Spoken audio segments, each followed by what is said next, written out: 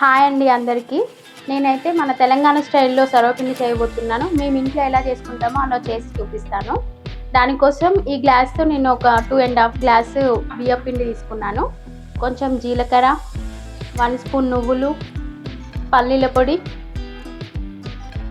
ఎల్లిపాయలతో దంచుకున్న కారం 2 స్పూన్లు వేయాలి.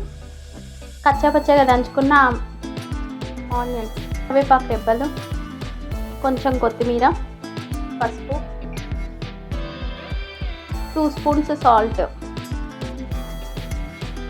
అన్నీ వేసి ఒకసారి మిక్స్ చేసుకోవాలి. పిండిని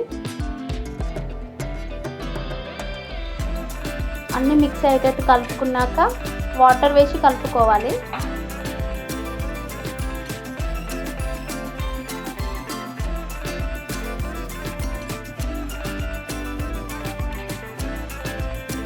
ఇలా సాఫ్ట్గా కలుపుకోవాలి. ఇలా కలుపుకున్న పిండిని వెడల్పాటి గిన్నె తీసుకొని ఇందులో ఆయిల్ వేసుకొని గిన్నెకి ఒత్తుకోవాలి. స్పూన్ ఆయిల్ తీసుకోవాలి.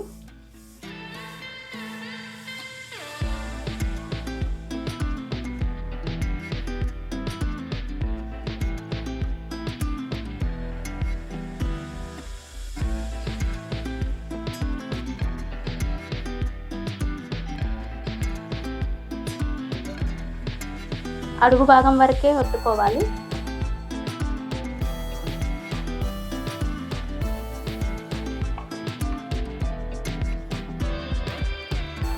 చిన్నగా ఇలా హోల్స్ పెట్టుకోవాలి అక్కడక్కడ. సర్వపిండి మంచిగా కాలుతుంది. ఇప్పుడు స్టవ్ ఆన్ చేసుకోవాలి.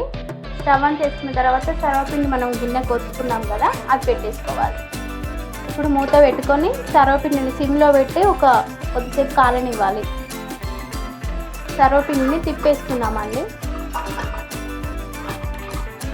సర్వపిండి కాలిపోయిందండి. ఇప్పుడు దీన్ని తీసేసుకుందాం. అయిపోయింది. ప్లేట్లోకి తీసుకుందాం.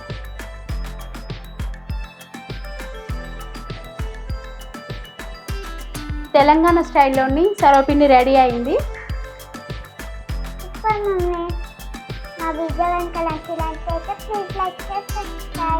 ఈ రెసిపీ కనుక మీకు నచ్చినట్లయితే లైక్ చేయండి, షేర్ చేయండి, సబ్స్క్రైబ్ చేయండి. Thanks for watching this video.